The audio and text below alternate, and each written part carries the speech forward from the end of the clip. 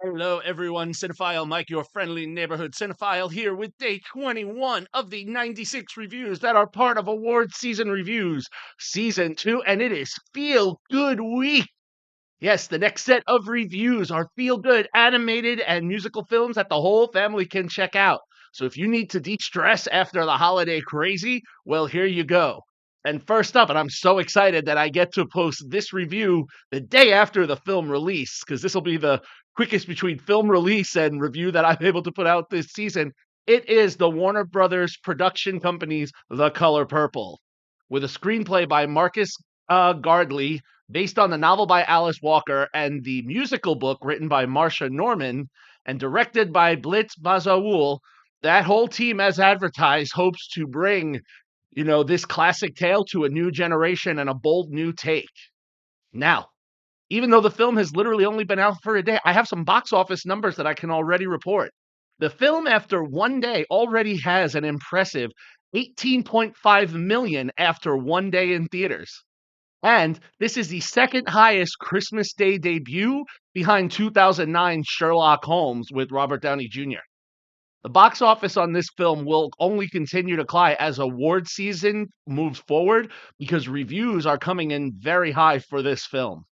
Now, award season wise, it currently has two Golden Globe nominations, one for Fantasia Barrino for Best Actress in a Musical or Comedy, and one for Danielle Brooks for Supporting Performance in Any Motion Picture. Additionally, it has five Critics' Choice nominations for Best Picture, Best Ensemble, Best Supporting Actress for Brooks, Best Costume Design, and Best Hair and Makeup. Now, as for its Oscar chances, we don't fully know yet, but it did make two of the shortlists, one for the original score, and it has two on the shortlist for Best Original Song for Superpower and Keep It Moving. Now, while the film may not necessarily reach the same as its predecessor, which was nominated for 11 Oscars in 1985, it will be interesting to see how it does. So, moving into the film.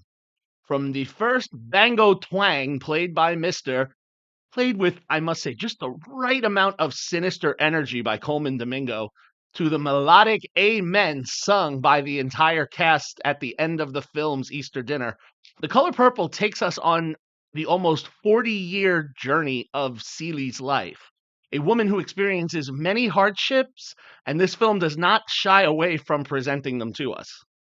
As a young girl sold to Mister for an animal and some goods, Celie is in essence sold into slavery because this is a forced marriage where she is suffers severe domestic abuse by her husband, the widowed Mister. She's there to clean his house and help raise his children from his first marriage. And, with the help of a few people she meets along the way, one being her stepson Harpo, some vibrant friends in the form of Sophia, Shug Avery, and Squeak, or as I like to call them, the three S's, and a little bit of her own grit, she will move forward and live her life. Without giving too many spoilers, that's really all I can say, especially for those that are not experienced with the novel or the original film or the Broadway show and you want to enjoy this for the first time. However, now that we're moving away from the documentaries we talked about for the week, I can dig a little deeper because now we're back into, feature films, not documentaries, which have a unique style of their own. These performances, I have to say, let me start with Fantasia Barrino first. You know, most know that, she did win American Idol in 2004. Some did not know that she actually played Celie in the original Broadway production from April 2007 to January 2008. And, they got her back into this, and this is her feature film debut. Now, vocally, she has always been a powerhouse, and her ability to have these innocent looks on her face and just this kind of like awe. You can almost tell like Fantasia, the person, was in awe to be around with these performers, and that comes forth in Celie. Yet when she sings, we are right there with her every note that she sung. However, and this could be a testament to not having as much acting experience, she is the lead of our film, but she does get overshadowed by a very strong performance by the gyrating of Taraji P. Henson, Shug Avery, who all but, yeah, I'm tongue tied, but, just She gets everyone, I'm trying to quote the song cleverly, to push that button. We are there with her. She has this great floor stomping number that is so much fun to see. And then even that is slightly upshadowed by the scene stealing screen performance by Danielle Brooks, who clearly shouts hell no to the way that she refuses to be treated poorly and does just an incredible job. I was fortunate enough to see her in the Broadway revival where she played the role of Sophia from November 2016 to November 2017. Henson and Brooks, they hook you in every time they're on the screen and you can't take your focus off of them. Now, of this large ensemble cast, there is also some strong work from Corey Hawkins as Harpo, one of Ceली's stepchildren, and Halle Bailey, who's having quite the year after starring in this year's The Little Mermaid. She stars in the film as Ceली's sister Nettie in the scenes when Nettie and Celie are young children. Now, technically, this film also achieves great wonder. The costumes are incredible, and Rashad Corey and Francine Jameson Tanchuk's names are two that I have almost no doubt will be called when they announce the nominees for Best Costume Design. They're vibrant colors, especially for some of the Shug costumes and some of the ones that come in the latter half of the film, play such a nice juxtaposition to the otherwise poor urban settings and swamplands where the film takes place in Georgia. And that is also the testament to the production design by Paul Asterbury. It's something to behold. The way he captured this specific period of Americana with vivid detail from, the cars that they're driving to the shops that they're visiting.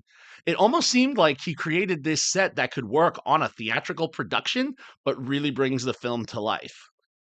Also, again, I would be remiss if I didn't reference Fatima Robinson. Her choreography in this film is great, and it's so wonderful, with the gospel numbers and the club numbers in the juke club. I mean, her work raises the argument, as have a few films in recent past. We really need to bring back that Academy Award for Best Dance Direction, which we haven't had since 1937. Now, one element I do want to say that I don't feel was strong was the hair and makeup. I know it was nominated for the Critics' Choice here, but it didn't make the Oscar shortlist, and I'm not surprised. Not so much a spoiler, more of a critique. This film chronicles the lives of these characters almost 40 years, from 1909 to 1947. And the actors that play these characters over that course of almost 30 years, show very little aging. So that, I won't lie, did briefly take me out of it when I'm like, this person hasn't aged in 30 years. So overall, with those few elements, The Color Purple is a solid 4 out of 5 stars for me. Now, the aforementioned elements are what keep it from being a 5, but I'll be honest, not by much. If I worked in half stars, this film would be a 4.5. All in all, this was a very enjoyable film to watch, and I look forward to see how its legs shape up as award season continues.